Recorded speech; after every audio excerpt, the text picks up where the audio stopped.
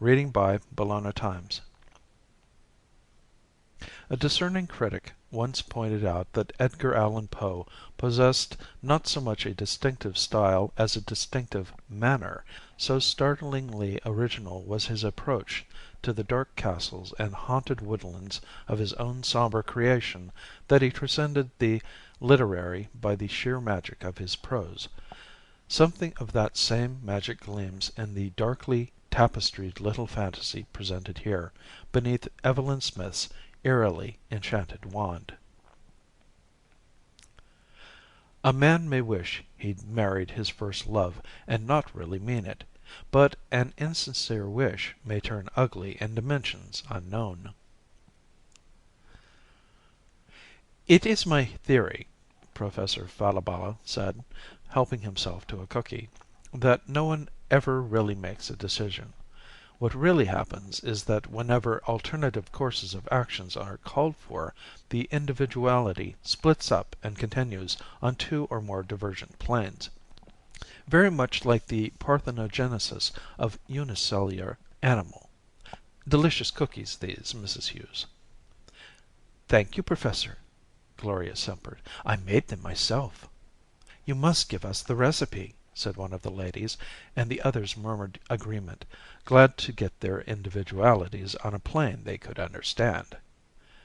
"Since most decisions are hardly as momentous as the individual imagines," Professor Falabella continued, "and since the imagination of the average individual is very limited, many of these different planes, or as they are colloquially known, space-time continuums, may exist in close, even tangential relationship." Gloria rose unobtrusively and took the teapot to the kitchen for a refill.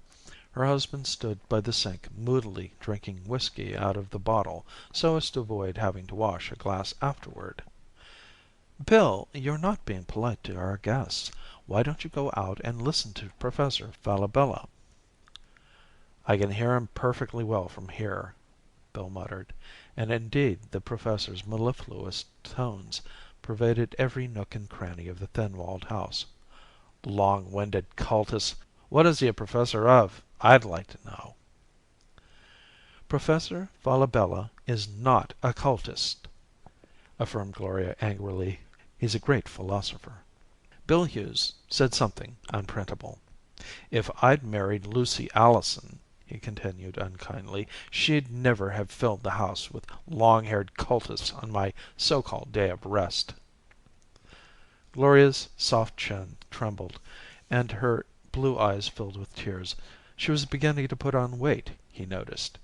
"I've been hearing nothing but Lucy Allison, Lucy Allison, Lucy Allison for the past year. You said yourself she looked like a horse." "Horses," he observed, "have sense." He was being brutal, but he couldn't help it, and didn't want to.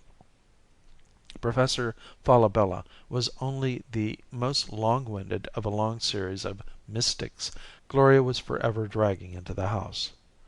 The trouble with the half-educated, he thought bitterly, is that they seek culture in the most peculiar places. "I'll bet she would have let me have peace on Sunday," he said.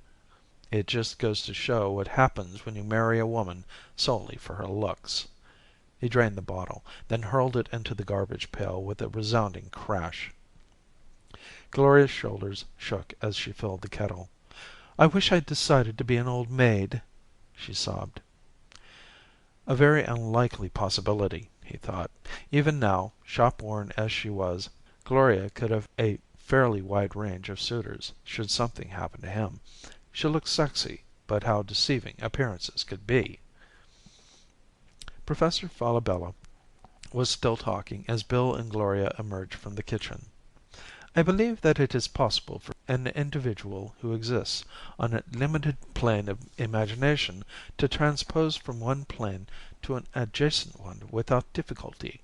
Great heavens, what was that?" Something had whisked past the archway leading into the foyer. "Don't pay any attention," Gloria smiled nervously. "The house is haunted." "My dear," one of the ladies offered, "I know of the most marvelous exterminator."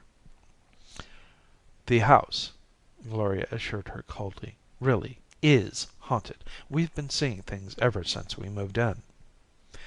And she really believed it, Bill thought. Believed that the house was haunted, that is. Of course he had seen things too, but he was enlightened enough to know that ghosts don't exist, even if you do see them. Professor Falabella cleared his throat. "As I was saying, it is possible to send the individual through another, well, dimension, as some popular writers would have it, to one of his other spatial existences on the same temporal plane. It is merely necessary for him to find the door." "Nonsense!" Bill interrupted. "Wholly unmitigated nonsense." Every head swiveled to look at him. Gloria restrained tears with an effort. "Brute!" someone muttered. But ridicule apparently only stimulated the professor. He beamed. "You don't believe me. Your imagination cannot extend to the comprehension of multifariousness of space." "Nonsense," Bill said again, but less confidently. "I believe that I have discovered the doorway," Professor Falabella continued, "and the way is open. However, most people fear to penetrate the unknown, even though it is to enter another phase of their own existence. I do admit that the shock of spatial transference, no matter how slight, combined with the concrete awareness of a previous spatial relationship, would be perhaps too much for the keenly sensitive individualism." Bill opened his mouth. "I know what you're about to say, young man." "You don't have to be a mind reader to know that," Bill assured him. His consonants were already a little slurred, and he knew Gloria was ashamed of him. It served her right. He'd been ashamed of her for years. Professor Falabella smiled. His teeth were very sharp and white. "Very well, Mr. Hughes. Since you are a skeptic, perhaps you will not object to being the subject of our experiment yourself?" "What kind of experiment?" Bill asked suspiciously. "Merely go through the door. Any door can become the doorway, if it is transposed into the proper spatial dimension. That door, for instance." Professor Falabella waved his hand toward the doorway of what Gloria liked to call Bill's study. "You mean you just want me to open the door and go into that room?" Bill said incredulously. "That's all?" "That is all. Of course, you go with the awareness that it is the threshold of another plane, and that you step voluntarily from this existence to an adjacent one." "Sure," Bill said. He had just remembered there was a nearly full bottle of Calvert in the bottom drawer of the desk. "Sure, anything to oblige." "Very well. Go to the door, and keep remembering that of your own free will you are passing from this plane to the next." "Look out, everybody," Bill called raucously as he pulled open the door. "I'm coming in on the next plane." No one laughed. He stepped over the threshold, shutting the door firmly behind him. A wonderful excuse to get away from those blasted women. He'd climb out of the window as soon as he'd collected the whiskey and give them a nervous moment, thinking he'd really passed into another existence. It would serve Gloria right. For a moment, as he crossed, he had a queer sensation.